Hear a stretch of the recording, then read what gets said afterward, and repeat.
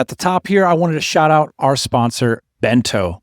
So many TMBA listeners are using Bento because it's a solid, no BS email and automation platform built for how founders are actually running businesses in the AI era. If you're already sending real volume of email and want something simpler and more effective, check them out at bentonow.com/TMBA. Happy Thursday morning, everybody. Welcome back to the podcast. Thank you for clicking play. I hope wherever you are in the world that this podcast can help you make that next difficult decision that takes you a step forward in your business. Okay, we got a good one for you today. Today, we're going to talk 3 topics. Number 1, can posting to YouTube revolutionize your business or life? Potentially. Number 2, what 7-figure founders secretly struggle with?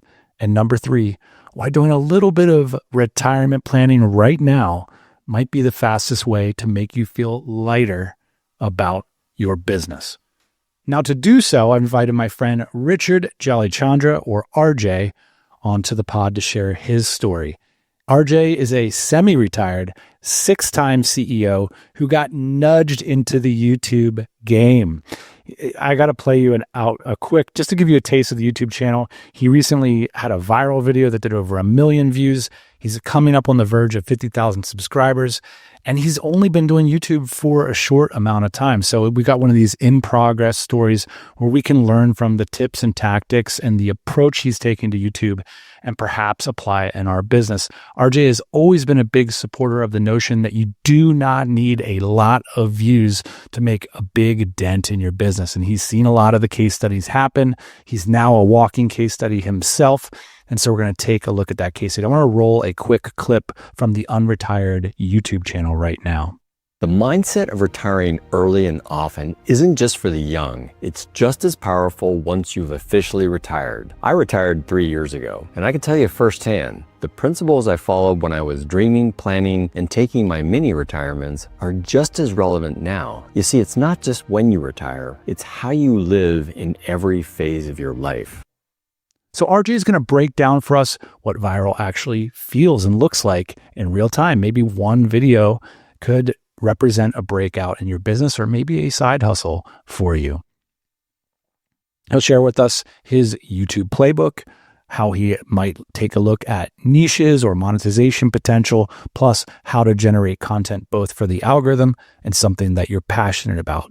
Now, RJ is also a high-level business coach. He works with us also as a DC Black community facilitator, and he's going to share with us some thinking around roadblocks for 7- and 8-figure founders. So we'll get to that in the middle of the episode. And at the end, I wanted to talk a little bit about retirement, something that's sort of part and parcel with this personal finance conversation. RJ has some really interesting thoughts, having recently retired himself, not only around the concept of identity, but about knowing your enough number, how that differs from FU money, and how knowing what your enough number might allow you to say no and yes to obligations in different ways.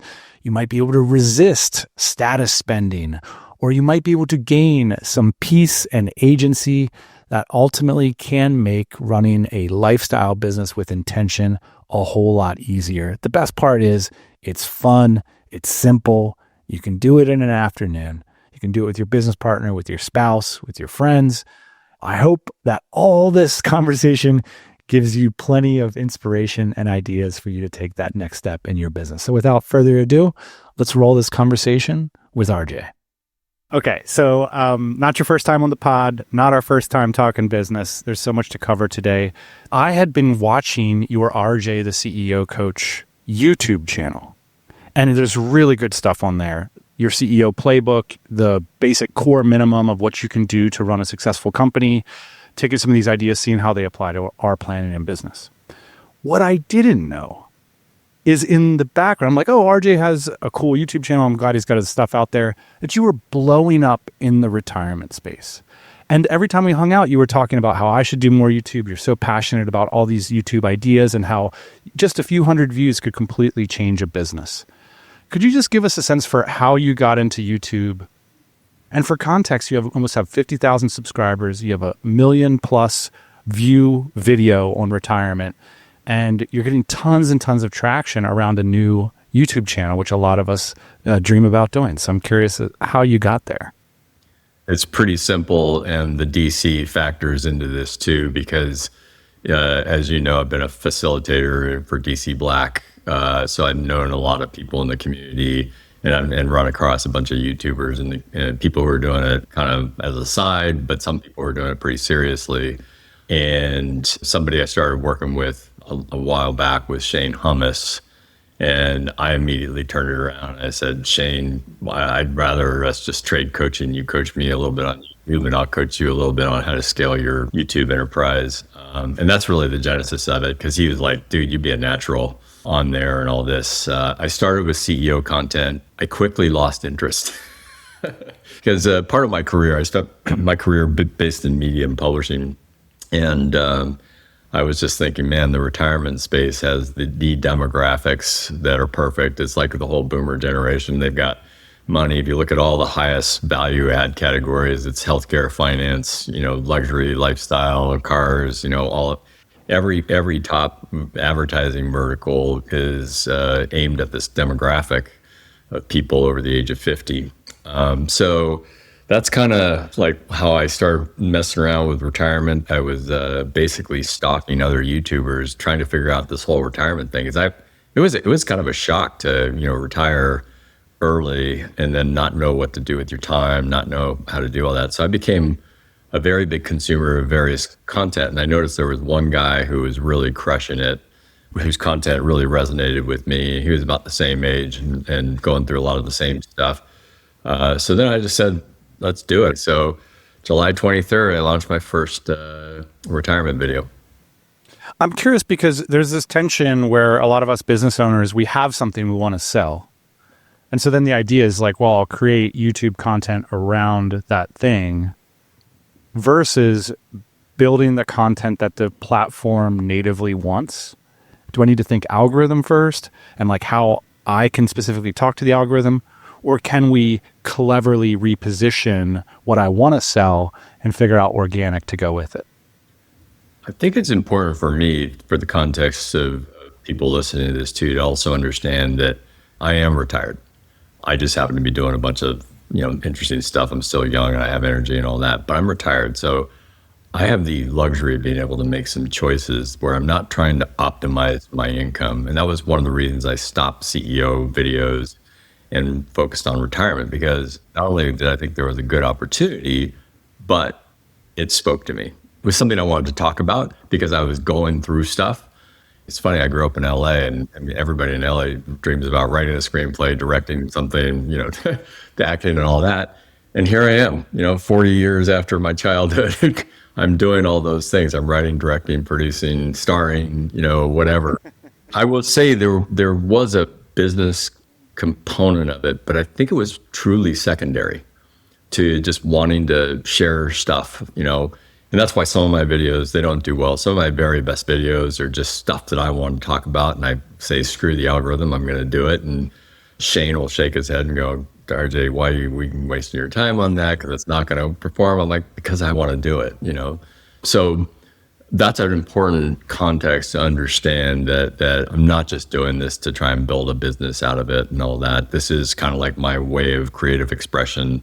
I also have the luxury, even as a coach, where I have scholarship clients that are small bootstrappers that aren't paying full rate. And then I've got private equity clients who are paying double full rate. But it's like being able to make those kinds of intentional choices about, having a little bit of financial flexibility to kind of do what I want to do. And the retirement thing is number one motivation was I have a voice and I want to say something. Okay, so you have this video about Social Security. That struck a nerve. Are you using the YouTube native Social Blade or whatever, like let's pick a topic tools? Or did you just put out a bunch of videos and Social Security popped up? How did you find this topic in the first place? Well, the interesting thing is that Social Security video was not the first one. The first one to go viral was one I just kind of made up. I was just sharing my own experience of why I decided to take Social Security at age 62, when most people are like always saying, wait as long as you can because your check gets bigger every year.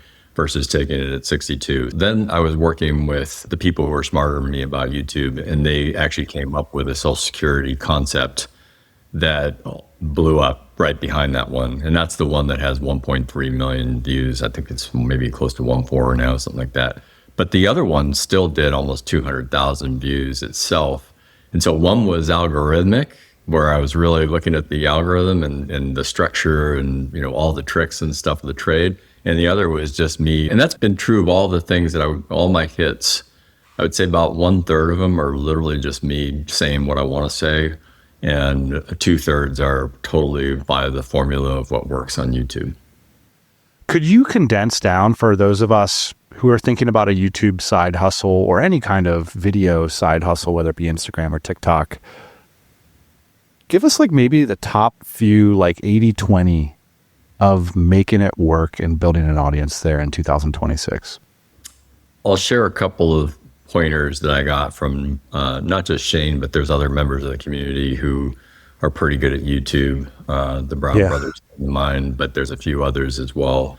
This is a really key thing. If you're going to try it, you need to commit to it for a year, and you need to expect that you're not going to see a penny from it for a year, because the algorithm itself rewards consistency and staying power.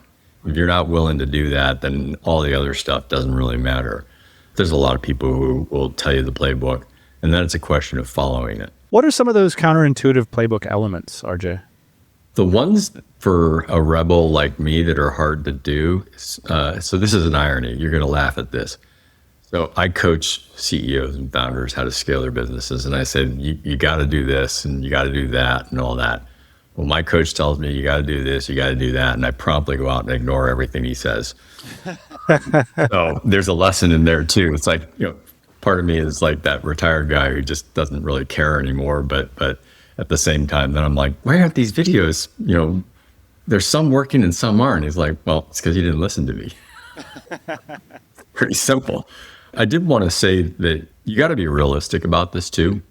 It's not all about views. That's another thing that people will tell you is if you've got a B2B product, I think YouTube is fantastic for B2B, and you don't need a lot of views to have a successful B2B thing, because then it becomes more of a lead gen vehicle than actual views. If you're going to be a B2C consumer content oriented thing, it's really hard. So I want to just tell you kind of what the stats are. The video with 1.3 million views, there are 0.07% of the videos on YouTube are over 1 million views.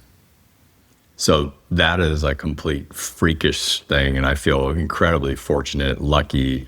Who knows why the heck that one resonated more than all the other ones that are similar and all that. I have no idea. I think it's one of the best lead gen channels for B2B businesses. But if you're going the B2C route where you just want to be a content creator, you've got to be just lucky, special. And the other thing you'll meet is these people who seemingly do it, easy. They're freakishly good. Yeah. And that's true of Instagram and TikTok and Reels. One of my favorite TikTokers I met in the airport a couple of months ago, and they work really hard at it, but it looks natural. They're incredibly scientific, and they've got a whole team and a management team and all this stuff. I mean, it's basically a production company. Well, when you say consistent, it's interesting how much of that year do you spend surfing around looking for something that's going to hit versus sticking to what you're trying to accomplish on the platform? I think you've got to stay focused. And I know people that launch second and third channels and stuff when they have new ideas. But the other thing about the algorithm is only going to reward you for maybe 2 or 3 topics. So for example, I would love to do senior fitness, but I've been advised do not do that until you've got escape velocity in terms of the scale size. And that's something I'm incredibly passionate and knowledgeable about. But everybody's like, nah, you've got financial aspects, which Social Security is one of the leading topics there, and then a few mindset topics. And those are the 2 that YouTube will kind of allow within this channel at its current scale. But when you're trying to build, that would be another key tenet, is you've got to stay focused, because the algorithm is looking for 1 or 2 topics to basically label your channel for. You've done a really good job of insisting to me and showing me case studies of how B2B big ticket companies can do well with really small YouTube channels.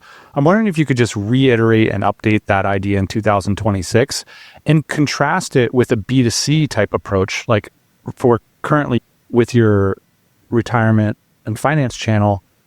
What do the money prospects look like there versus on the B2B side? Again, different business model, but even with the B2C stuff, you'll end up over time, once you scale, you'll make more money off YouTube than you will on YouTube. And so that's kind of like I'm still below the threshold. I really am not going after brand deals or affiliate deals for retirement software or whatever car companies. I'm not really going after that. I'm just focusing on building the audience right now. To me, you have to have the critical mass before you really go after that. It's not to say it doesn't happen. I've got creators who are in the retirement space who are smarter than me who have brand deals already. I'm just not focused on that. I'm focused on like I said, the repetition, 3 videos a week, like clockwork. They all get published at the same time. Eventually, I'd like to get to 7 days a week. But right now, given my retirement schedule, and I still do a little coaching here and there. Three week is good, and eventually I'll scale, and then eventually I'll also get out there and start dialing for dollars a little bit. And frankly, I'll probably have inbounds at some point. What is your creative process? So we're going to create 3 videos a week. We believe in the message that if we have a high ticket business product, that YouTube is a great distribution channel for it. Yeah, but how can I think about translating that to YouTube, and how can I generate ideas to do so? Well, I'm not going to be a textbook example because I told you I ignore what my coaches tell me to do. Mm-hmm. And I'm because I'm doing this in part as a creative outlet. And so sometimes I just want to do what I want to do. I would say 2 out of 3 videos, if I'm ballparking it, 2 out of 3 are following the formula, and 1 out of 3 is just whatever I want to talk about. Okay.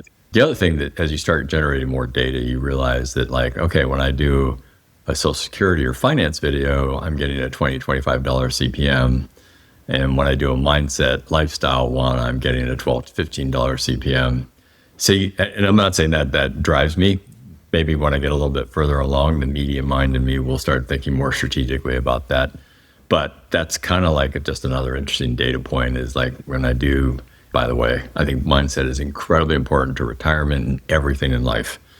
We can talk about mindset in a second because it's probably the number one thing I try and beat into my CEOs as well as mindset, because none of them have the right mindset.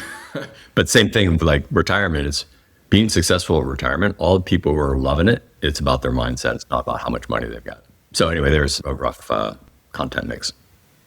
So do you write it down on a piece of paper and script it and then edit it to make it sound like you're talking naturally? No, I started off with a teleprompter and heavily scripted things. And I even, initially hired a writer to help me with some of the scripts and all that. I do them all now because it's pretty easy for me to pump them out. But my process is I'll have an idea, and sometimes it's an algorithmic based idea, and sometimes, as I said, it's just a me idea. But either way, I'll dictate what the concept is into ChatGPT, write a treatment first. I'll look at the treatment, make sure I like it, make any changes to what I want, and then I'll co-write it with ChatGPT and end up with a script. And sometimes I use a teleprompter, sometimes I don't. When I first started off, I was really dependent on the teleprompter. I was just nervous and didn't have the confidence. But now, as you said, I do some walk and talks, or even when I've got a script, I don't even follow it half the time now. It's just more of an outline, and I just talk. Because I think that's another important thing in YouTube in 2026. Authenticity is really important. The AI fakes are just too good now. And so they think you're just reading. I can't tell you some of my best deliveries off the script. I get people in the comments going, "This one's AI fake." I'm like, "No, I'm real. I'm just good." RJ, just watching a lot of your videos, I get a lot of, digital nomad, like entrepreneurship, retirement channels pop up. And there's tons of them that anywhere from 15,000 to 200,000 subscribers, these kind of small cap channels, you'd say. What are the economic opportunities for these kind of mid cap YouTube channels? Yeah. So We'll talk about the large cap because the large caps make a lot of money. I'm not talking Mr. Beast, but there's plenty of YouTubers who do 8 figures, including a few in the community as well. But I would say that 80+% of the revenue has nothing to do with Google AdSense or YouTube AdSense. You know, it's basically how they're making money on a B2B basis or a B2C basis off of YouTube. Okay. The mid caps and small caps, first off, a digital nomad, you know, they don't need $20,000 a month to live on. Some of these people are living off, you know, $3,000 to $5,000 a month, and they're able to generate that if they're doing a travel channel. So that's the other cool thing about this is now my favorite YouTubers, because I've got a little cred, I can reach out and say, hey, let's do a Google Meet, you know, and just talk about YouTube. And I talked to some of my favorite people who like think they're best friends with you. You've never met them before. Yeah. So a lot of them, you know, like I said, they can make anywhere from $2,000 to $20,000 a month if they've got a really good niche and a good following. But you could use advertising CPMs as a proxy for what brand partnerships could potentially bring 100%. in. So then what would be like the minimum threshold? So basically selecting like a business-friendly niche. And then what would be the minimum threshold of like subscribers and views to get some of this, like we're into like $5,000, $10,000 a month income range. What does that look like in terms of like the amount of work you've produced and the amount of results you're showing in the marketplace before I can reach out to SaaS companies or credit card companies and start getting some partnerships going? It's wildly different depending on what your category is. So, you know, if you look on the stats, and most YouTubers are probably, you know, generating a $3 to $7 CPM. Whereas when you get into financial and business products and stuff, you get $15 to $25 and higher.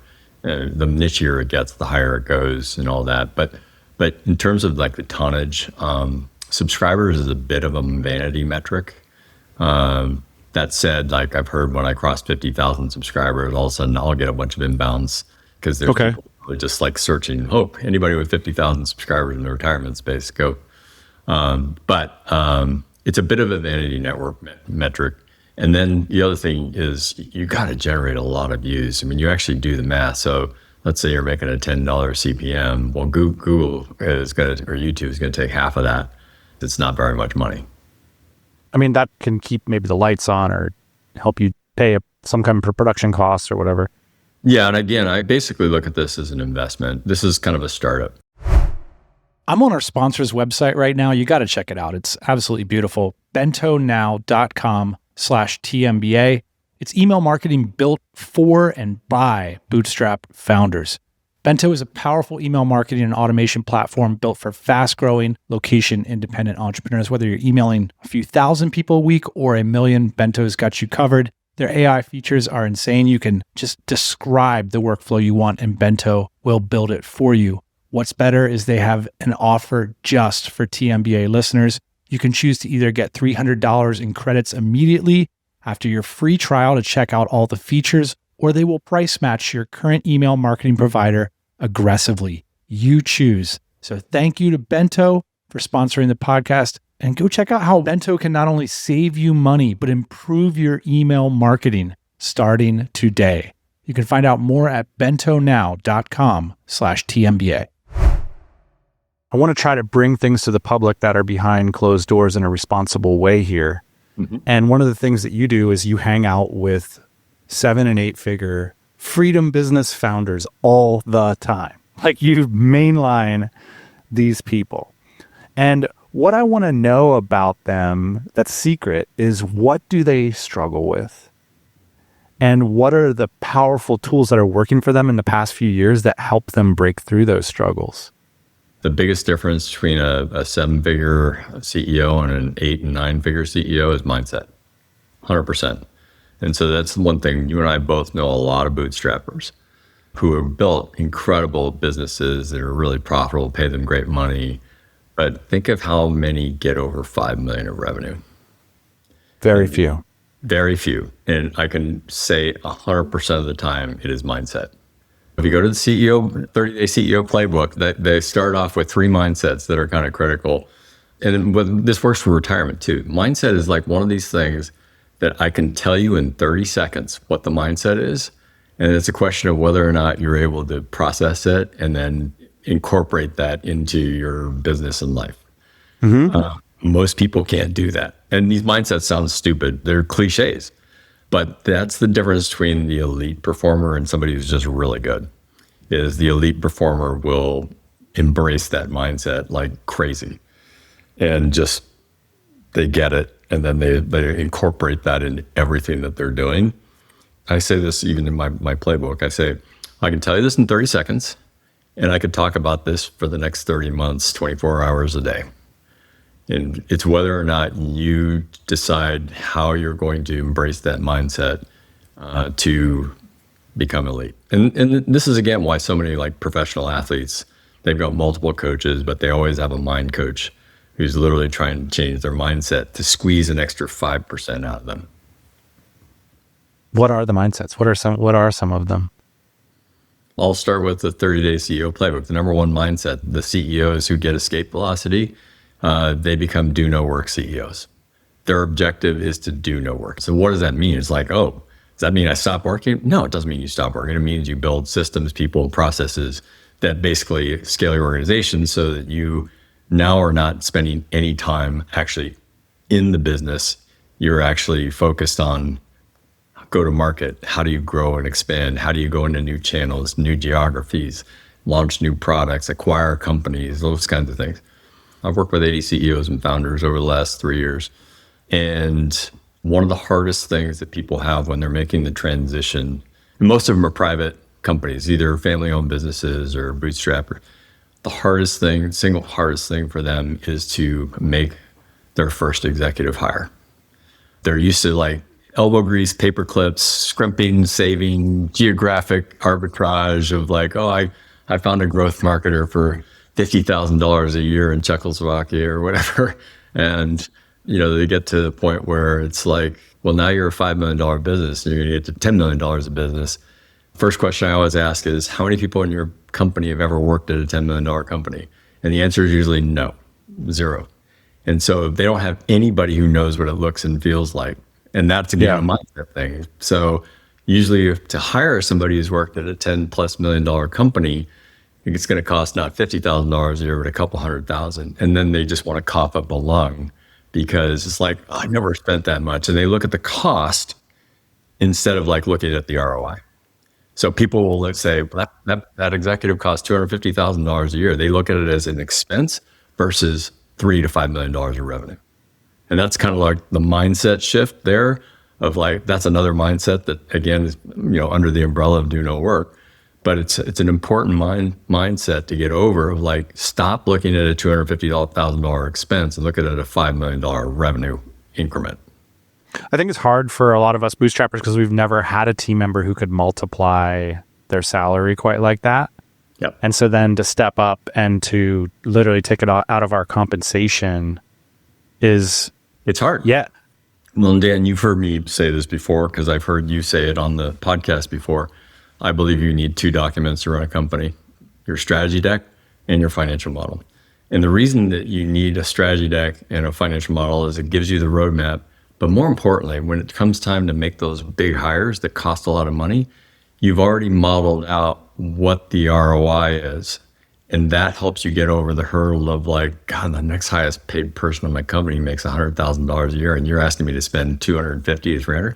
Well, when you have the financial model, you say, all right, that person is going to cost me that much, but I'm also going to see the ROI in my financial model and my strategic plan. And that's one way that they get over this hurdle. At that like initial player to coach transition or say like 2 million to 10 million, that messy middle portion, are you seeing that it's typically going to be like the COO type person that is the first executive hire? I'm curious if you could walk us through like what some of those first steps might look like. And then it's like the way I typically frame it up is like, okay, you need somebody who like runs the entire product delivery and team and financial model better than you.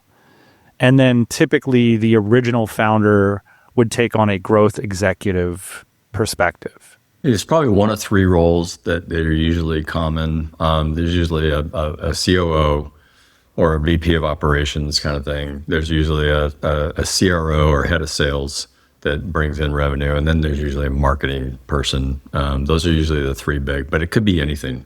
At some point, people need to bring in either a fractional CFO or a full-time CFO at a certain scale.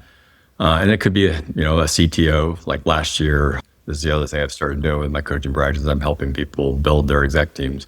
So last year, I hired a CTO and a chief of staff who is really a COO for a client. Currently, I'm working on a couple of CFO searches and reimagining the CRO position for a couple of others.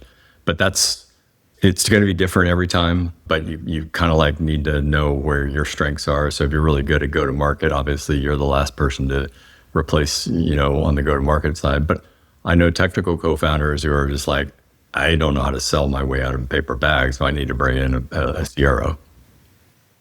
When I look at your retirement channel, you can definitely have a great, wealthy retirement without ever going to $10 million in sales. A double part question. What do you think is the main limiter to people getting to seven figures? Is it just time? And then how can we successfully run a business if we don't want to scale it so that we're making sure we're optimizing for wealth outcomes? So first off, I'll bring it back to YouTube for a second. My personal favorite video, I've done, well over 100 videos at this point. My personal favorite video is F you versus done money and know the difference. That's my favorite. I love that video. Retire early, retire often, which is another one great for digital nomad entrepreneurs and all that.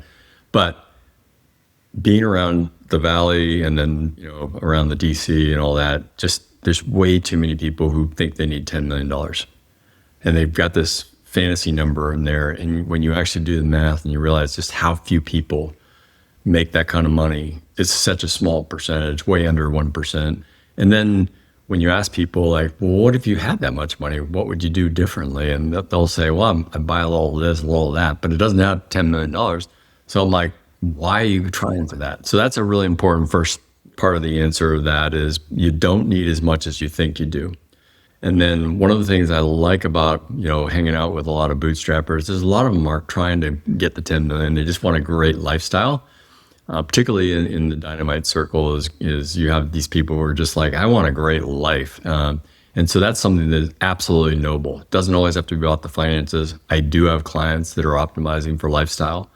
They want to grow their businesses. They want to be profitable, but they're optimizing for lifestyle. As little time into it as possible. Nice six-figure income, whatever, maybe seven figures. And there's nothing wrong with that. So there's 2 points that I want people to know is you probably don't need as much money as you think. And 2, if you're an entrepreneur, it's okay to optimize for lifestyle too. But it should be done with intention and purpose. What I hate dealing with and why I fire the occasional client every once in a while, they have somebody who says, I want to get the $10 million, and they don't do any of the things that they have to do to get $10 million. On the flip side, I've got people like, I don't care about $10 million. I just want to make this much and I'm comfortable and I actually want to reduce hours. That person has more intention and purpose than the one who wants to get to $10 million.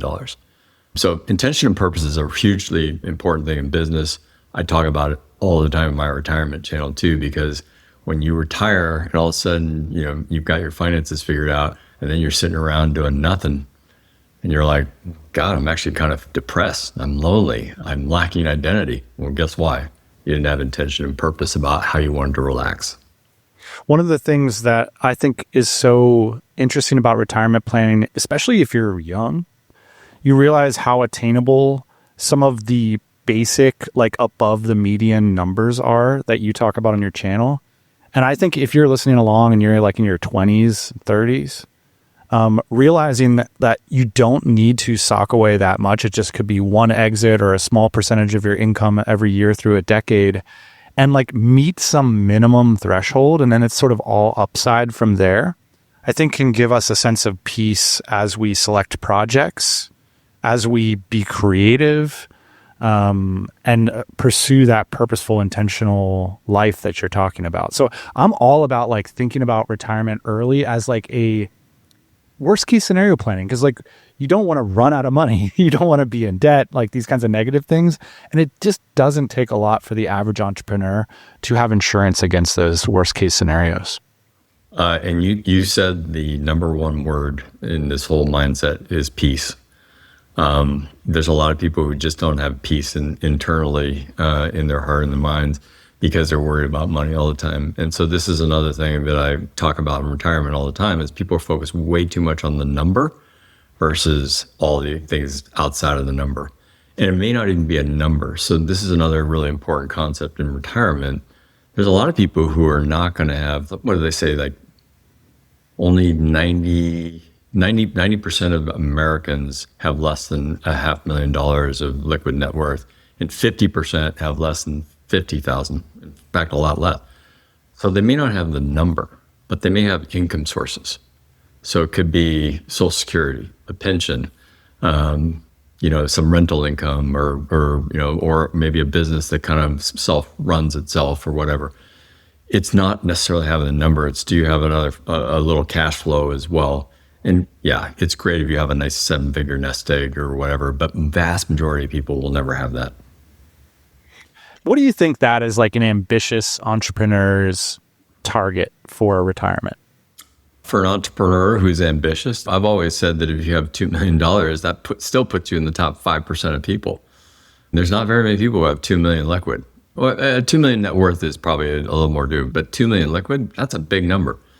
But look, I mean, the vast majority of people who are on my channel are going to retire with net worths under $500,000. And they're going to be fine. And you give case studies of how they do it.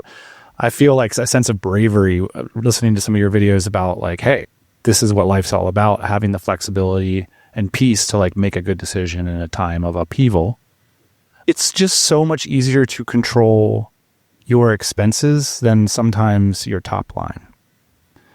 So I'm wondering if you could let us know how you arrived at this concept of status and flexibility and what you think is relevant for entrepreneurs in that thinking. Well, the first thing is the older you get, the less F's you have to give. So for myself, for example, I have 3 10-year-old cars. And everybody's like, well, why are you driving those? You can afford better. I'm like, I don't have a payment and I'm going to drive them until they stall out. I'm just going to leave it on the side of the road and call whoever it is to junk it. And then I'll maybe go buy a new one. But I got 3 that are over 10 years old. So that's the thing. But you're also mixing some metaphors here too, because you just said like it's easier to control your expenses than your income. And from a business mindset standpoint, again, this is one of the problems with the mindset of an entrepreneur. It's way easier to control your revenue than it is your cost. Okay. I love that. Too much on their cost. When, I've turned around a bunch of struggling companies and you can never save your way. You can extend your runway a little bit, but you can never save your way to success. You've always got to make something as well. So play offense versus defense. Now, if you take that metaphor to retirement, it's not as true, because your house doesn't ROI, whereas the thing is, if you have a fixed nut, and then you think about when you retire that you're going to pay yourself a salary, that's exactly the way I look at my retirement thing. It's like when I retired 3.5 years ago, I gave myself a salary and said, this is, what you're going to make. And it was slightly less than, the amount of money I was making before.